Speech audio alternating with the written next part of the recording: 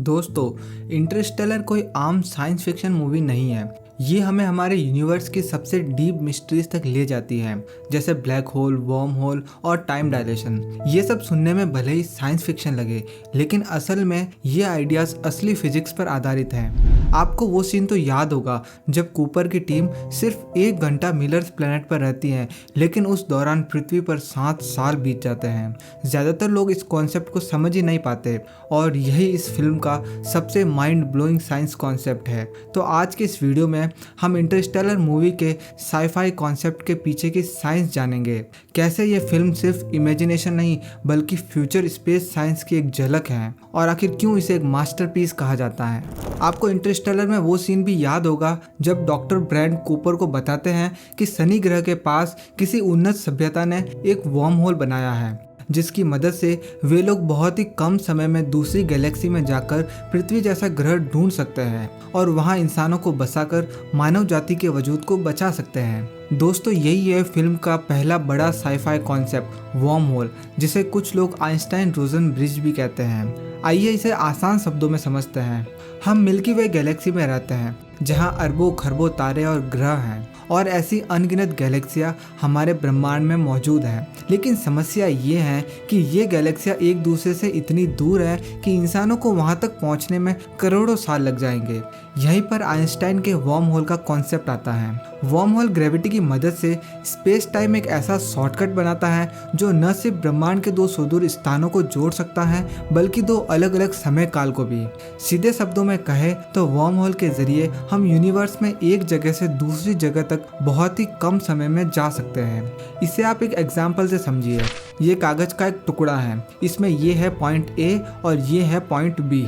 अगर आपको ए से बी तक जाना हो तो सामान्य रास्ते से आपको बहुत लंबा सफ़र करना होगा, लेकिन अगर हम कागज यानी स्पेस टाइम को ही मोड़ दे तो ए और बी आपस में करीब आ जाते हैं और एक शॉर्टकट रास्ता बन जाता है। इन्हीं शॉर्टकट को हम वर्म होल कहते हैं। हालांकि अभी तक वर्म होल सिर्फ किताबों और थ्योरीज में ही मौजूद है। आइंस्टाइन की मैथमेटिकल इक्वेशंस साफ तौर पर इस ओर इशारा करती हैं कि वर्म होल्स निश्चित तौर पर होने चाहिए, लेकिन हमें आज तक कोई वर्म होल नहीं मिला, या हो सकता है हमारे पास उन्हें खोजने की टेक्नोलॉजी ही न हो। वैज्ञानिक समुदाय में कुछ लोग इसे सही मानते हैं तो कुछ लोग अब भी इसे कल्पना समझते हैं। खैर, जो भी हो, इंटरस्टेलर ने इस कॉन्सेप्ट को बहुत शानदार तरीके से दिखाया है। अब चलते हैं फिल्म के सबसे फैसिनेटिंग हिस्से पर, द गार्गेंचुआ ब्लैक होल। फिल्म में कूपर और उसकी टीम जिस ब्लैक होल के पास प्लैनेट्स को एक्सप्लोर कर रही थी वो है गार्गेंटुआ, एक super massive black hole. Black hole एक ऐसा कॉस्मिक ऑब्जेक्ट है जिसकी ग्रेविटी इतनी ज़्यादा होती है कि उससे लाइट तक एस्केप नहीं कर सकती, इसलिए ये हमें दिखाई भी नहीं देते। और इनका रोटेशन इतना तेज होता है कि इनके चारों तरफ एक ग्लोइंग एक्रेशन डिस्क बनती है, जो फिल्म में बेहद स्पेक्टेकुलर दिखाया गया है। फिल्म के डायरेक्टर नोलन ने गार्गेंटुआ के वीएफएक्स बनाने के लिए फिजिसिस्ट कीप थॉर्न से इक्वेशंस ली ताकि ये साइंटिफिकली करेक्ट लगे। यानी जो ब्लैक होल आप इंटरस्टेलर में देखते हैं वो हॉलीवुड का इमेजिनेशन नहीं बल्कि फिजिक्स के इक्वेशंस पर बना रियल मॉडल है। इसी गार्गेंचुआ की भारी ग्रेविटी की वजह से कूपर की टीम को टाइम डायलेशन का एक्सपीरियंस होता है, जहां मिलर्स प्लैनेट पर बिताया गया 1 घंटा पृथ्वी पर 7 साल के बराबर होता है। दरअसल एक ब्लैक होल के नज़दीक समय पृथ्वी की तुलना में धीमा गुजरता है। यानी कि अगर कोई ग्रह ब्लैक होल के नज़दीक है और दूसरा उससे काफ़ी दूर, तो जो ग्रह ब्लैक होल के नज़दीक है वहाँ समय दूसरे ग्रह के मुकाबले धीमा गुजरेगा। कहने का मतलब है कि अगर ब्लैक होल के नज़दीक मौजूद ग्रह पर 1 घंटा गुजरता है तो हो सकता है दूसरे ग्रह पर उस दौरान कई साल बीत गए हो। अब चूंकि मिलर्स प्लैनेट ब्लैक होल के काफ़ी करीब था, इस वजह से जब ग्रह पर 1 घंटा गुजरता है तो उस दौरान पृथ्वी पर 7 साल गुजर जाते हैं। इसे ही टाइम डायलेशन कहते हैं। आइए अब समझते हैं कि ये कैसे हुआ और इसके पीछे की साइंस क्या है। सबसे पहले हमें ये पता होना चाहिए कि टाइम एब्सोल्यूट नहीं बल्कि रिलेटिव होता है, यानी कि ये सबके लिए सेम नहीं रहता। अलग अलग परिस्थितियों में समय अलग गति से गुजरता है। दरअसल समय के गुजरने की गति किसी भी वस्तु के वेलोसिटी और उसके ग्रेविटेशनल फील्ड पर निर्भर करती है। अगर मेरा ग्रेविटेशनल फील्ड और वेलोसिटी आपके ग्रेविटेशनल फील्ड और वेलोसिटी से अलग है तो हम दोनों के लिए समय के गुजरने की गति भी अलग अलग होगी। ग्रेविटी और वेलोसिटी के बढ़ने पर समय के गुजरने की गति धीमी होती है। अभी हम सिर्फ ग्रेविटी पर फोकस करेंगे क्योंकि मूवी में ब्लैक होल की ग्रेविटी की वजह से ही टाइम डायलेशन हुआ था। ब्लैक होल के नज़दीक समय के गुजरने की गति धीमी क्यों हो जाती है, इसे समझने के लिए आपको पहले ग्रेविटी की समझ होनी चाहिए। तो चलिए पहले ग्रेविटी को समझते हैं।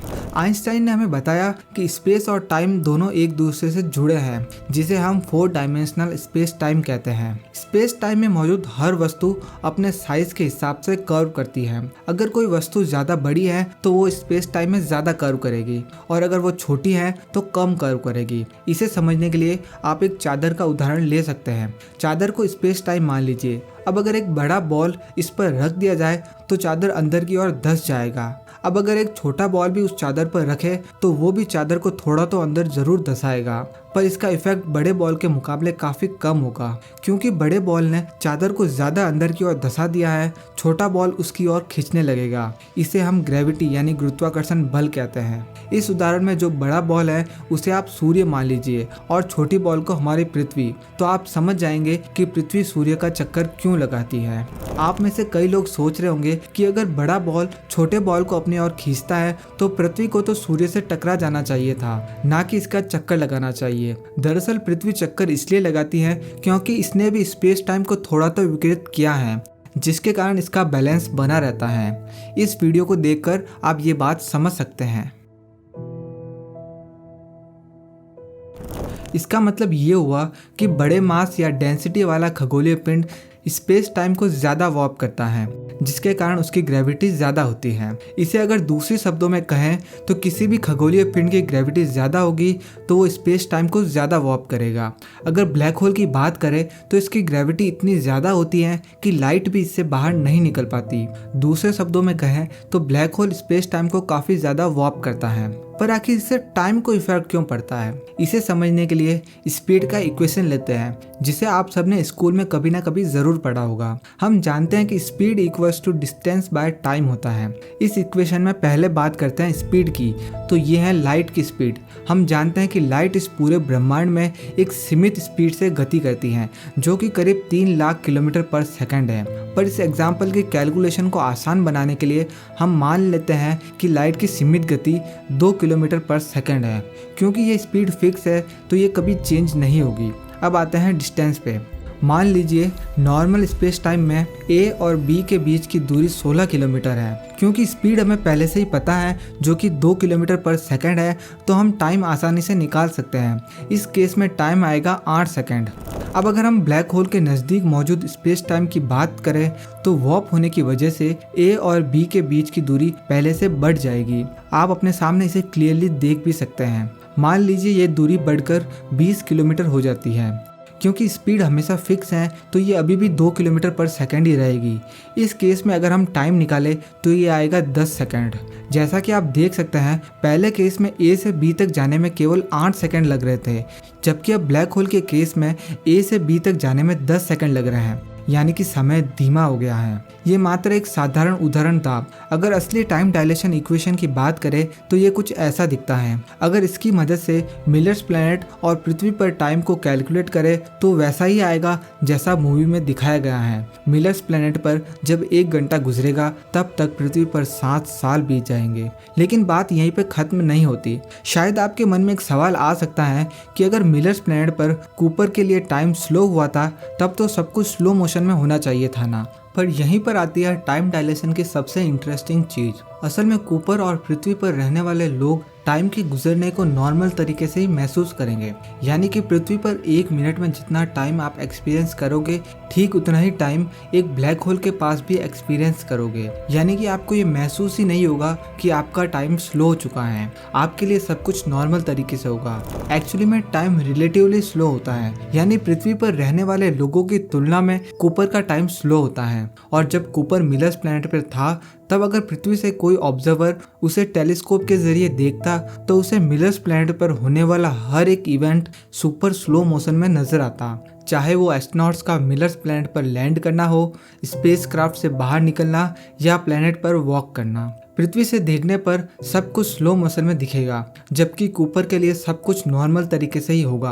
अगर हम कैलकुलेट करें तो अर्थ से देखने पर पृथ्वी के हर 1 घंटे में ऑब्जर्वर को मिलर्स प्लैनेट पर सिर्फ 1 ही सेकंड की मूवमेंट दिखेगी। आई होप अब तक आप समझ चुके होंगे कि ब्लैक होल के नज़दीक समय धीमा क्यों हो जाता है। दोस्तों, इंटरस्टेलर के 3 mind blowing concepts worm hole, black hole और टाइम डायलेशन को हमने इस वीडियो में समझ लिया है। लेकिन फिल्म यहीं पर ख़त्म नहीं होती। इसमें और भी कई ऐसे माइंड ब्लोइंग कॉन्सेप्ट्स हैं, जैसे tesseract, fifth dimension, singularity, parallel universe और लव एज डायमेंशन। अगर आप चाहते हैं कि मैं इन पर भी एक डिटेल वीडियो बनाऊं तो नीचे कमेंट में ज़रूर बताएं। और हाँ, अगर आपको इंटरस्टेलर मूवी का पूरा एक्सप्लेनेशन देखना है तो मेरे चैनल पर जाकर देख सकते हैं, या फिर आपके सामने स्क्रीन पर दिख रहे इस वीडियो पर क्लिक भी कर सकते हैं। ये वीडियो अगर आपको पसंद आई तो इसे एक लाइक ज़रूर करें और अपने दोस्तों के साथ शेयर करें। साइंस, स्पेस और मूवी एक्सप्लेनेशन से जुड़े ऐसे ही रोचक टॉपिक के लिए इस चैनल को सब्सक्राइब करना बिल्कुल भी मत भूलना। धन्यवाद।